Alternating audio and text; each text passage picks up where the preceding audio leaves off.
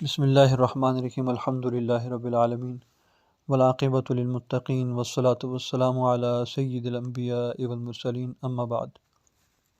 عزیز طلباء و طالبات، شاہ ولی اللہ رحمہ اللہ تعالیٰ نے الفوز الکبیر میں تفسیر کے 7 بڑے رجحانات کا ذکر کیا ہے، جن میں سے ایک تفسیر کا فقہی رجحان بھی ہے، یعنی قرآن پاک کی ایسی تفاسیر جن پر فقہی مسائل کا رنگ غالب ہے، اور مفسرین نے آیات الاحکام سے مسائل بھی مستنبط کیے ہیں، اور اپنے اپنے ذوق اور اپنے اپنی اجتہادی صلاحیتوں کو بروئے کار لاتے ہوئے اصول بھی اخذ کیے ہیں۔ ان فقہی تفاسیر میں قرآن پاک کی دیگر آیات کی بنسبت آیات الاحکام پر زیادہ توجہ دی جاتی ہے۔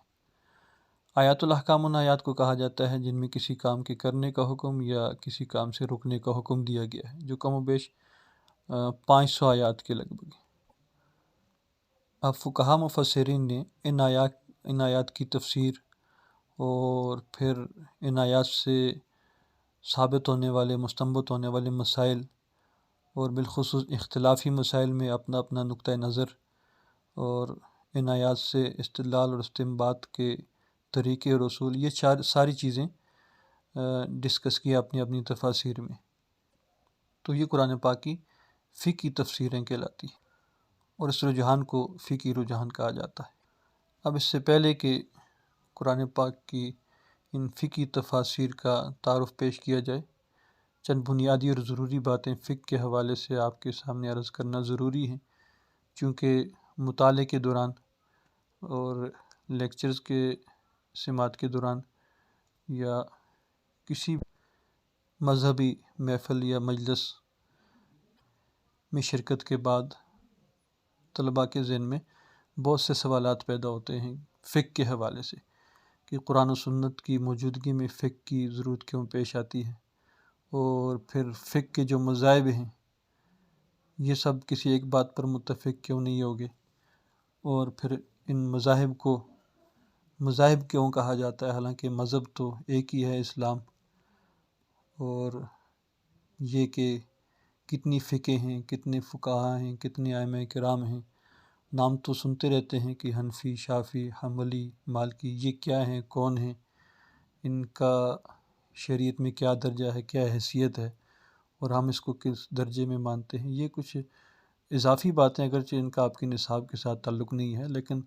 بہت زیادہ تذکرہ ان کا چونکہ نصاب میں آتا ہے، اس حوالے سے کچھ بنیادی باتیں آپ کے علم میں ہونی ضروری ہیں۔ پہلی بات یہ ہے کہ قرآن و سنت کی موجودگی میں فقہ کی ضرورت کیوں پیش آئی۔ جواب یہ ہے کہ قرآن و سنت اگرچہ ہر لحاظ سے کامل اور جامع ذخیرہ ہے، اور شریعت کا اصل مصدر، اصل منبع، اصل مرجع وہ قرآن و سنت ہی ہے۔ قرآن و سنت سے بڑھ کر کوئی چیز جو قرآن و سنت سے ہٹ کر ہو وہ شریعت کا یا دین کا حصہ یا اسلام کا حصہ نہیں بن سکتی، اور قرآن و سنت پر کسی قسم کا اضافہ بھی وہ گویا کہ شریعت میں اضافہ کرنے کے مترادف۔ لیکن یاد رکھیں، قرآن پاک کی آیات ہیں یا آپ علیہ السلام کے ارشادات ہیں، یہ سب اصول ہیں، قوانین ہیں، ضابطے ہیں، آئین ہیں۔ تو جو ضابطہ ہوتا ہے، قانون ہوتا ہے، آئین ہوتا ہے، جو اصول ہوتے ہیں، وہ ہمیشہ مختصر اور جامع ہوتے ہیں۔ ان میں موٹی اور اہم بات بیان کر دی جاتی ہے، اور تشریحات اور تفصیلات وہ اہل عقل خود ہی اس سے سمجھ جاتے ہیں اور نکال لیتے ہیں۔ اب جو فقہ ہے، اس کی فیلڈ ہرگز وہ مسائل نہیں ہیں جو قرآن پاک میں براہ راست بیان کر دیے گئے ہیں، یا حدیث میں آپ علیہ السلام نے جن کی تشریح بیان فرما دی۔ جو چیزیں براہ راست قرآن پاک سے ثابت ہیں، جو آپ علیہ السلام کے ارشادات سے یا صحابہ کرام کے اقوال سے ثابت ہیں، وہ فقہ کا موضوع بحث ہے ہی نہیں۔ وہ تو بالکل مسلمہ ہیں، تسلیم شدہ ہیں، ان کا کوئی انکار بھی نہیں ہے ان سے،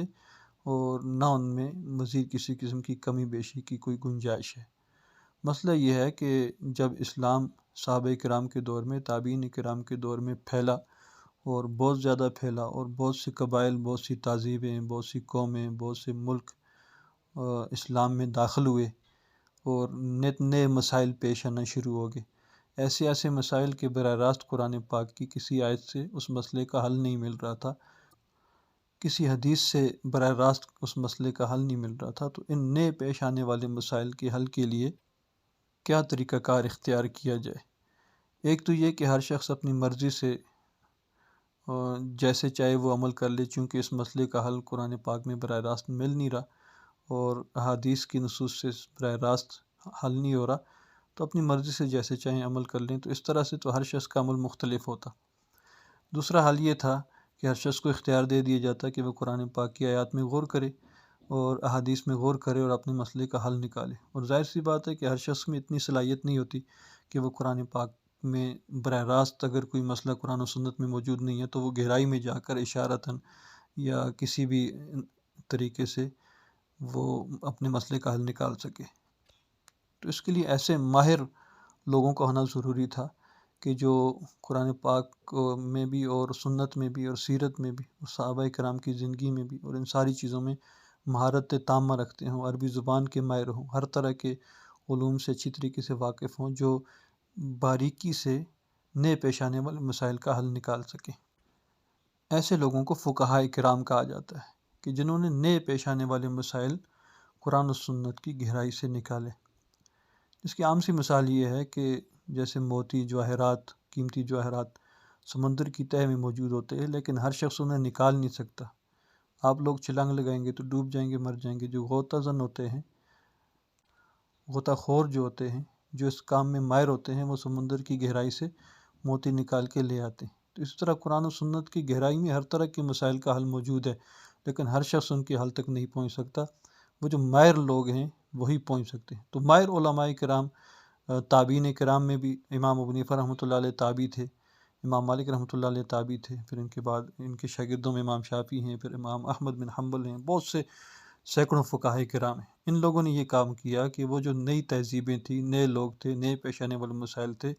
ان کے مسائل کا حل قرآن و سنت سے نکالنا شروع کیا۔ لیکن اس میں ایک مسئلہ اور پیش آیا، وہ یہ تھا کہ آئندہ کے لیے جب اور لوگ مسلمان ہوں گے اور نئے اور جدید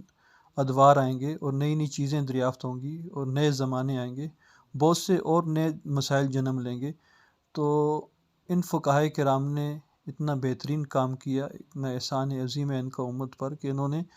اصول بنا دیے۔ بجائے اس کے کسی ایک مسئلے کا حل بیان کرتے، انہوں نے قرآن و سنت میں غور کرنے کے بعد کچھ ایسے اصول وضع کیے کہ اب نیا سے نیا مسئلہ کوئی پیش آ جائے، اس اصول کے تحت اسے حل کیا جا سکتا ہے۔ اب یہ اصول انہوں نے اپنے گھر سے نہیں بنائے اور اپنی طرف سے نہیں بنائے اور کوئی نئی شریعت نہیں گھڑ لی اور نیا اسلام نہیں بنایا، بلکہ قرآن و سنت ہی کی روشنی میں بنائے۔ مثال کے طور پر اس کی بہت سی مثالیں میرے ذہن میں آ رہی ہیں۔ ایک مثال عرض کر دیتا ہوں کہ جیسے مثال کے طور پر پانی میں کوئی مکھی مر جاتی ہے، تو اب یہ تو حدیث سے ثابت ہے کہ وہ پانی ناپاک نہیں ہوتا، آپ اس پانی سے وضو کر سکتے ہیں۔ لیکن اگر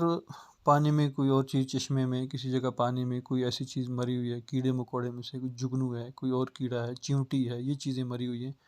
تو یہ تو کسی حدیث سے آپ کو نہیں ملے گا، قرآن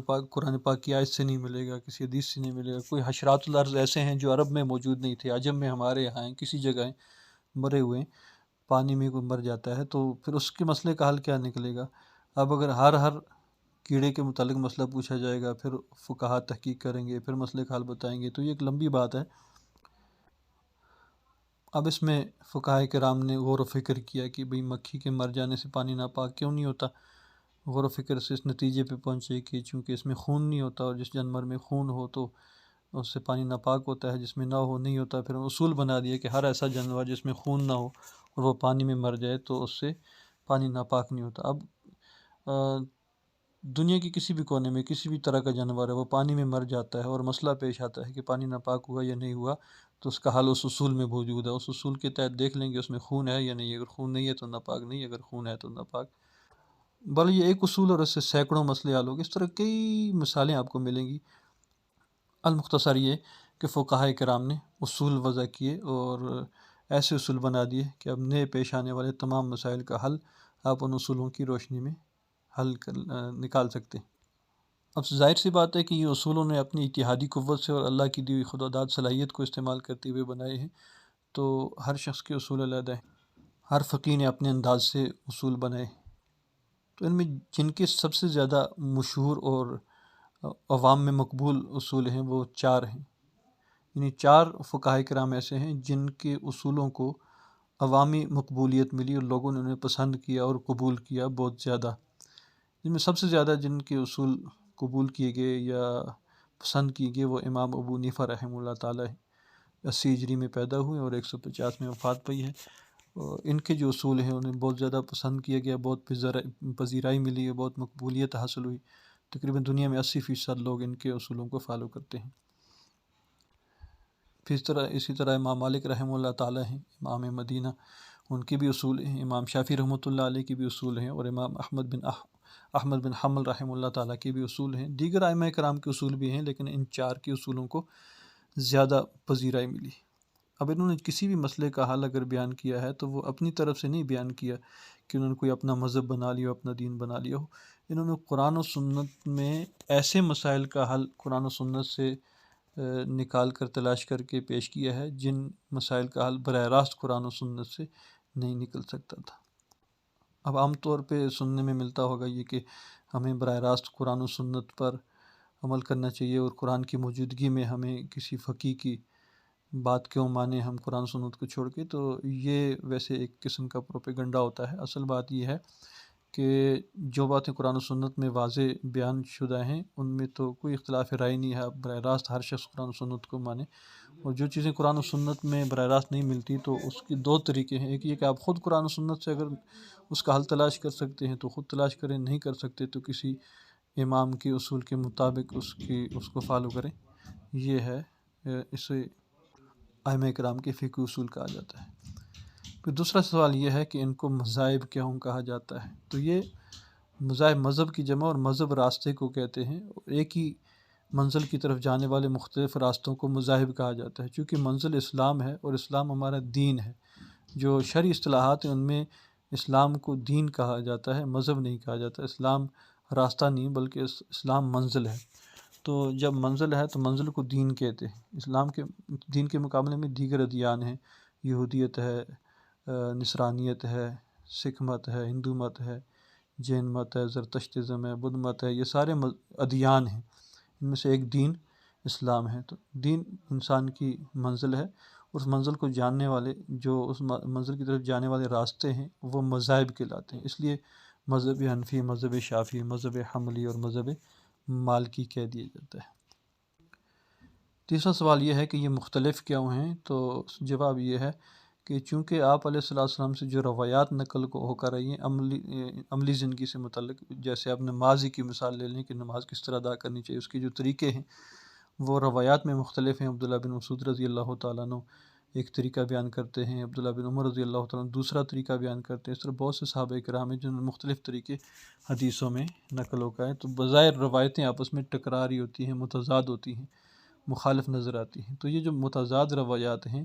ان روایات میں کس روایت کو قبول کیا جائے، کس کو چھوڑ دیا جائے، کس کو ترجیح دی جائے، کس کو نہ دی جائے، تو اس میں چاروں ائمہ کرام کے اپنے اپنے اصول ہیں۔ امام ابو حنیفہ رحمۃ اللہ علیہ کا اصول یہ ہے کہ راوی کو دیکھیں گے، صحابہ کرام میں بھی مختلف نوعیتوں کے افراد تھے، تو صحابہ کرام میں سے جو فقہا صحابہ کرام ہیں جو صرف حدیث نقل نہیں کرتے، حدیث بیان نہیں کرتے، بلکہ ساتھ حدیث کی پوری تشریح اور حدیث میں جو باریک مسائل ہیں ان کی توضیح اور وضاحت اور تفصیل بھی بیان کرتے ہیں، اس طرح کے فقہاء صحابہ کرام کی جو روایتیں ہیں ان کو ہم ترجیح دیں گے بنسبت دوسرے صحابہ کرام کے۔ اور امام شافعی رحمۃ اللہ علیہ سند کے اعتبار سے دیکھتے ہیں، جو روایت زیادہ صحیح ہے اس کو ترجیح دیتے ہیں۔ اور امام مالک رحمۃ اللہ علیہ مدینہ میں رہنے والے لوگوں کے عمل کو ترجیح دیتے ہیں کہ جس روایت پر مدینہ والے لوگ عمل کر رہے ہیں تو وہ زیادہ ترجیح کے قابل ہے۔ اور امام احمد بن حنبل رحمۃ اللہ علیہ جو ہے وہ توسع کے قائل ہیں کہ جو جس روایت پہ چاہے عمل کرے، ہر کسی کو اجازت ہے جو حدیث جس کو ملتی ہے اس پر وہ خود عمل کرے۔ بہرحال اپنے اپنے ان کے اصول ہیں، تو ان متضاد روایات کی وجہ سے ہر فقی کا اپنا ایک اصول ہے جس پر انہوں نے متضاد اور متعارض روایات میں ترجیح دی ہے۔ اب ہم لوگ زیادہ جو پاکستان، ہندوستان، بنگلہ دیش میں ہیں یہ فقہ حنفی کے پیروکار ہیں، یعنی امام ابو حنیفہ رحمۃ اللہ علیہ نے قرآن و سنت کی تشریح میں جو اصول بنائے ہیں اور ان اصولوں کی روشنی میں جو مسائل مستنبط ہوتے ہیں ہم اس کے مطابق عمل کرتے ہیں۔ بہرحال یہ کچھ بنیادی باتیں تھیں، اس کے علاوہ بہت سی باتیں میرے ذہن میں آ رہی ہیں، لیکن چونکہ ان تفصیلات میں جائیں گے تو اصل مقصد سے ہٹ جائیں گے اور یہ موقع نہیں ہے ان تفصیلات کا۔ میرے خیال میں آپ کے نصاب میں بھی فقہ یا اصول فقہ کے حوالے سے کوئی کتاب موجود ہوگی، مزید تفصیلات آپ وہاں بھی دیکھ سکیں گے۔ یہ میرے ذہن میں کچھ بنیادی باتیں آ رہی تھی جو آپ تک پہنچانا ضروری تھی، تاکہ یہ جو ذہن میں اشکالات وغیرہ ہوتے ہیں، جو ڈاؤٹس ہوتے ہیں، وہ دور ہو جائیں۔